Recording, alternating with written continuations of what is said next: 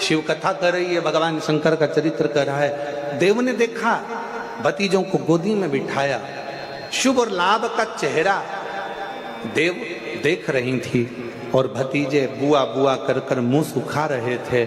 तभी इतने में देव ने पूछ लिया, बुआ ने पूछ लिया, क्या बात है शुभ लाभ, तुम स्थिर नहीं हो, तुम एक जगह बैठ नहीं रहे हो, क्या हो गया, क्या बात है, तुमको कुछ चाहिए क्या, तुम्हारे हृदय में कोई दुख है क्या, तुम्हारे हृदय में कोई तकलीफ है क्या, तुम्हारे हृदय में कोई कष्ट है क्या हुआ क्या है तुमको, बोलो। इतने में शुभ लाभ ने कहा, बुआ जैसे हमारे दादाजी को भगवान देवाधिदेव महादेव जी को जगत में पूजा जाता है, जैसे मेरे पिताजी को श्री गणेश जी महाराज, जैसे मेरे पिताजी को श्री गणेश जी महाराज को सारे जगत में पूजा जाता है, जैसे मेरे ताऊ श्री को श्री कार्तिकेय महाराज जी को संपूर्ण जगत में पूजा जाता है, जैसे मेरी माँ रिद्धि सिद्धि को संपूर्ण जगत में पूजा जाता है, हे बुआ हम शुभ और लाभ भी संपूर्ण जगत में पूजित हो, संपूर्ण जगत में पूजे जाएं। ऐसा क्या क्रम किया जाए, ऐसा क्या करें, हम क्या करें। तब बुआ ने उसी समय पर, बुआ ने उसी क्षण उसी घड़ी अपने भतीजे शुभ और लाभ से कहा कि तुम्हें चिंता करने की जरूरत नहीं है, आज मैं तुम्हें एक मंत्र प्रदान करती हूँ और उस मंत्र का जाप यदि तुम निरंतर करोगे तो निश्चित है कि तुम एक ना एक दिन शिव की अविरल भक्ति को प्राप्त करोगे दादाजी की, और तुम भी जगत में पूज्य हो जाओगे, ये निश्चित है। अब देखो भगवान शंकर की कथा कह रही है कि एक बहन बेटी अपने भतीजे को भी संसार में पूजित करने का कार्य कर देती है।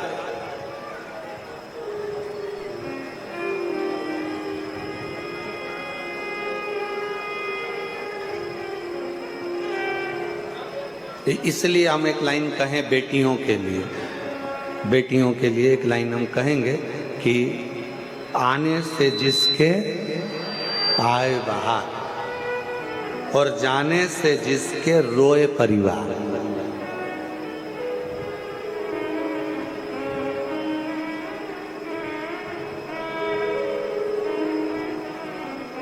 जिसके आने से पूरे घर में खुशियां छा जाए, जिसके आने से पूरे घर में आनंद छा जाए, समझ लेना वो कोई और दूसरी नहीं, घर की बहन बेटियां होती हैं, जिनके आने से शोभा बढ़ती है, जिनके आने से सुख बढ़ता है, जिनके आने से आनंद बढ़ता है, जिनके आने से हमें सुख की अनुभूति होती है, आनंद की अनुभूति होती है, जिसके आने से हमारे चारों तरफ सुख ही सुख समाहित हो जाता है, सुख ही सुख समाहित हो जाता है, वो घर की बहन बेटे हैं। भगवान शंकर की 5वें नंबर की पुत्री देव, जिसने शुभ और लाभ को एक मंत्र प्रदान कर दिया, शुभ और लाभ को एक मंत्र दिया, और वो मंत्र कोई दूसरा नहीं है, शुभ लाभ को जो मंत्र दिया वही पंचाक्षर मंत्र भगवान शंकर का नमः शिवाय, ओम नमः शिवाय। उस मंत्र को जब शुभ लाभ को दिया गया, जब शुभ लाभ को प्रदान किया गया, जब मंत्र शुभ लाभ को दिया गया, प्रदान किया गया, उन शुभ लाभ ने वन में निवास कर कर माता रिद्धि सिद्धि को प्रणाम कर कर, श्री गणेश जी महाराज को नमन कर कर उस मंत्र का अखंड जाप करना प्रारंभ किया, अखंड जाप। और शिवाय शिवाय शिवाय ओम नमः शिवाय, शिवाय शिवाय शिवाय ओम नमः शिवाय। मंत्र दिया, पंचाक्षर मंत्र, षडाक्षर मंत्र, पंचाक्षर मंत्र, षडाक्षर मंत्र, मंत्र प्रदान करा, और वो मंत्र का जाप करना प्रारंभ किया, उस मंत्र का जाप करना प्रारंभ किया। और जैसे ही शुभ लाभ ने मंत्र का स्मरण किया, और कितना सुंदर कहा है, अगर कोई भी मंत्र का आप जाप करें, पहले की माताएं बड़े स्मरण में रहे। हम आप लोगों को एक बात कहना चाहेंगे, बड़े सावधानी से सुनिएगा, कि पहले की माताएं जब पीपल की परिक्रमा करती थीं, तुलसी की परिक्रमा करती थीं, बट वृक्ष की परिक्रमा करती थीं, आंवले के वृक्ष की परिक्रमा करती थीं, जब पूर्व की माताएं किसी भी देवी देवता की परिक्रमा करती थीं, किसी देवता की परिक्रमा करती थीं, या किसी वृक्ष की परिक्रमा करती थीं, किसी मंदिर की परिक्रमा करती थीं, या किसी तीर्थ की परिक्रमा करती थीं, तो माताएं अपने हाथ को कभी खाली नहीं रखती। अब आस्था चैनल पर जितनी मेरी माताएं कथा सुन रही हैं, जितनी मेरी जीजियां कथा श्रवण कर रही हैं ऑनलाइन, शिव महापुराण की कथा, शिवपुत्री शिव कथा को जो सुन रही हैं, और यहाँ जो ऑफलाइन आप लोग श्रवण कर रहे हैं, तो आपके भी स्मरण में होगा। किसी किसी माताओं ने अगर देखा हो तो हमको लगता है कि आप में से किसी ना किसी ने देखा होगा कि माताएं जब तुलसी की परिक्रमा करती थी तो हाथ में या तो चावल का दाना रख लेती थी, एक परिक्रमा करके आई डाल दिया, चिरौंजी का दाना रख लेती थी, परिक्रमा करके आई डाल दिया, मूंगफली का दाना रख लेती थी, परिक्रमा करके आई डाल दिया, या कोई मखाना रख लेती थी, बादाम रख लेती थी, किशमिश रख लेती थी, दांत चिरौंजी रख लेती थी, कोई पिंड खजूर रख लेती थी, कोई फल रख लेती थी, और घूम के आएगी और डाल देगी। देखा है कि नहीं देखा तुम लोगों ने? जम के तो बोलो, देखा है ना? वो चरित्र पूर्व की जो माताएं, पूर्व की जो मेरी जीजियां जो करते आई हैं, उनको किसने बताया? कौन ने कहा कि अपने हाथ को कभी खाली रखकर परिक्रमा नहीं करी जाती? आज के जमाने में तो लोग परिक्रमा भी करते हैं, हाथ तो इनका खाली नहीं रहता, बस कोई दाना नहीं होता, हैंडसेट मोबाइल होता। परिक्रमा करते करते भी लोग अगर अभी गई है बट सावित्री की पूजन अभी हुई है, बट सावित्री अमावस्या की। तुमने देखना पहले बट सावित्री पूजन का सोशल मीडिया पे कोई वीडियो फोटो नहीं आता था, पर आज के जमाने में तो माताएं अगर बट सावित्री का भी परिक्रमा कर रही हैं तो लगाते लगाते लगाते लगाते वो बट सावित्री की परिक्रमा हो रही है। अब वो बट सावित्री की परिक्रमा हो रही है तो सत्यवान और सावित्री भी सोच रहे हैं हमारे जमाने में तो ये नहीं था, हमारे जमाने में तो ये नहीं था। शिव पुराण के माध्यम से निवेदन करना चाहूँ, शिव महापुराण के माध्यम से कहना चाहूँ,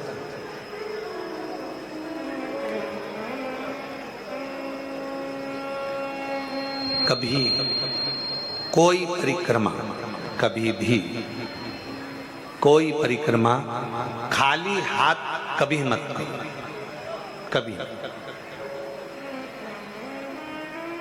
तुलसी जी की परिक्रमा कर रहे हो, हाथ में भले जल का पात्र रख लो। किसी वृक्ष की परिक्रमा कर रहे हो, अपने हाथ में कोई दाना रख लो। कोई परिक्रमा कर रहे हो, अपने हाथ में कोई अगरबत्ती, कोई धूप बत्ती, कोई मालिका रख लीजिए, कोई दीप रख लीजिए, कोई सामग्री रख लीजिए। कोई परिक्रमा खाली हाथ कभी नहीं करना चाहिए। ये कौन ने सिखाया? ये सिखाया स्कंद पुराण ने, ये सिखाया शिव महापुराण ने, ये सिखाया हमें लिंग पुराण ने कि भगवान की परिक्रमा करते समय अपने हाथ को भरा हुआ होना चाहिए। भरती क्या थी माताएं? अपने हाथ में गेहूं का दाना रख लेती थी, घूमती एक दाना चढ़ा देती, फिर घूमती और एक दाना फिर चढ़ा देती, फिर घूमती फिर एक दाना चढ़ा लेती। क्यों? क्योंकि शिव पुराण की कथा कहती है जब जगत की माँ स्वयं अन्नपूर्णा महारानी जब काशी की पंचकोशी परिक्रमा मेरी माँ अन्नपूर्णा करने के लिए जाती थी, अपने हाथ में अन्न का पात्र भर कर लेकर जाती थी और काशी की परिक्रमा करते हुए एक अन्न का भाग जब काशी में छोड़ती थी तो संपूर्ण काशी का और संपूर्ण जगत का भरण पोषण कर दिया। संपूर्ण काशी का, संपूर्ण जगत का भरण पोषण मेरी माँ कर देती।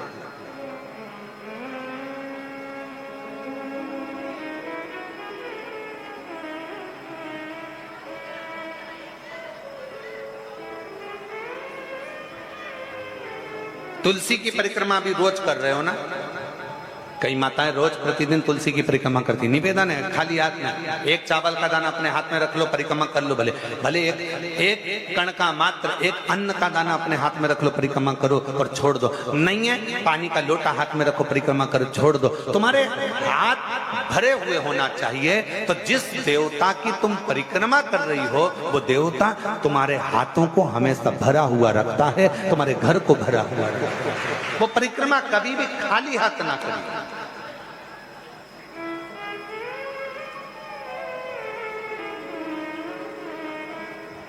और यदि हाथ में कोई अन्न का दाना नहीं है, कोई सामग्री नहीं है, कोई पदार्थ तुम्हारे हाथ में नहीं है, तो हाथ में तुलसी या रुद्राक्ष की माला रख लो, गौमुखी रख लो और परिक्रमा करते समय वो हाथों से भर कर रख लो। कुछ भी हाथ से भरा होना चाहिए जो परमात्मा की शरणागति का, भगवान की शरणागति का सुख प्रदान कर दे, जो भगवान की शरणागति का सुख, भगवान की शरणागति के सुख को प्रदान कर।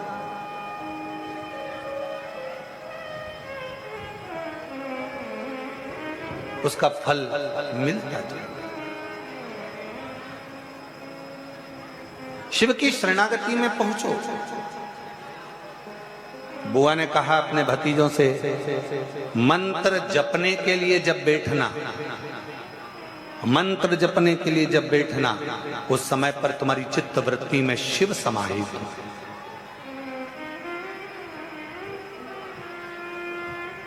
कोई अनुष्ठान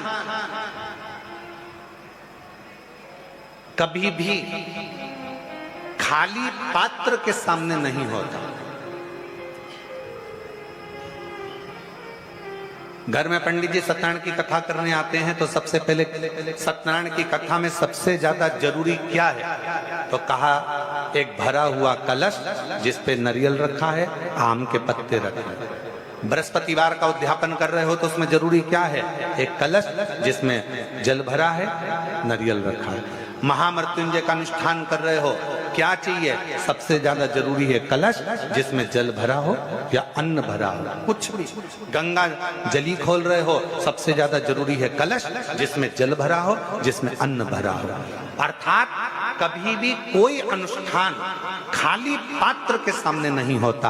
अनुष्ठान या अपना संकल्प, अपना व्रत, अपना नियम अगर पूर्ण करना है तो अपने सामने भरा हुआ पात्र होना चाहिए या अपना हाथ भरा हुआ होना चाहिए, तो वो संकल्प, वो नियम पूर्ण होता, पूर्ण होता।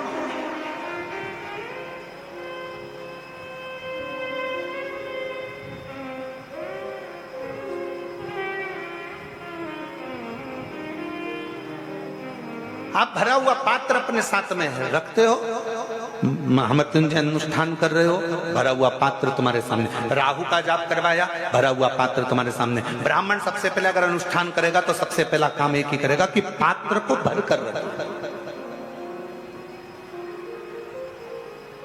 खाली पात्र के सामने अगर पंच पात्र भी रख रहा है तो उसको भी भर कर रख रहा है, खाली नहीं रखेगा, उस पात्र में जल भर कर रखेगा। चलो जाने दो और अच्छे से समझ लो। किसी मंदिर में राम जी के मंदिर गए, कृष्ण जी के मंदिर गए, देवी जी के मंदिर गए, देवता जी के मंदिर गए, जिस भी देवी देवता के मंदिर में जाते हो वहां पर मंदिर में भगवान के सामने भी लोटा या कलश या पात्र या पंचपात्र या शंख कुछ भी खाली नहीं रहता है। उसमें कहीं ना कहीं थोड़ा ना थोड़ा उसको जल से भर कर रखा जाता है। क्यों? जितने लोग दर्शन करने आएंगे वो दर्शन करेंगे तो उनके मन का मनोरथ पूर्ण होगा। क्यों कहा गया कि शंकर भगवान के निज निवास के पास तीन चीजों को देखा जाता है? शिव जी के निज निवास के पास में तीन चीजों को देखा जाता है। पहले नंबर पर कोई नदी हो, कोई तालाब हो, कोई बावड़ी हो, कोई कुआं हो, कोई सरोवर हो, कोई जलाशय हो, वो देखा जाता है कि शंकर भगवान का अगर कोई मंदिर है, शिव जी के स्थान पर अगर कोई चीज सिद्ध हो रही है, लोग जा रहे हैं वहां जाकर मनोकामना पूर्ण हो रही है, लोगों के मनोरथ पूर्ण हो रहे हैं, लोग वहां जाकर कुछ ना कुछ प्राप्त कर रहे हैं, तो वहां तीन चीजें जरूर मिलेगी। पहले नंबर पर या तो वहां बावड़ी होगी, या वहां कुआं होगा, या वहां तालाब होगा, या नदी होगी, या कोई पवित्र नदी सरोवर होगा, जिसके कारणवश वहां पात्र में वहां जल भरा रहता होगा। वो कुआं, वो बावड़ी, वो तालाब में पानी थोड़ा ना थोड़ा रहता होगा, इसलिए वहां जाने वालों का भी मनोरथ हमेशा भरपूर्ण हो जाता है, वो भरा ही रहता है, उसके कार्य सफल होते चले जाते हैं। जैसे आप लोग 3 चीजों का स्मरण शिव मंदिर के शिवालय के नजदीक में होता है। पहला, या तो कुआं, या बावड़ी, या तालाब, या बापी, या सरोवर, या नदी, या कुंड, कुछ भी पवित्र शिवालय के पास में जरूर होगा। दूसरे नंबर पर शंकर का जहां पवित्र स्थान होता है, जहां शिव जहां पर मूल रूप से स्थापित होता है, वहां शमशान नजदीक में जरूर होता है। वहां शमशान नजदीक में जिस स्थान पर मंदिर, देवालय, शिवालय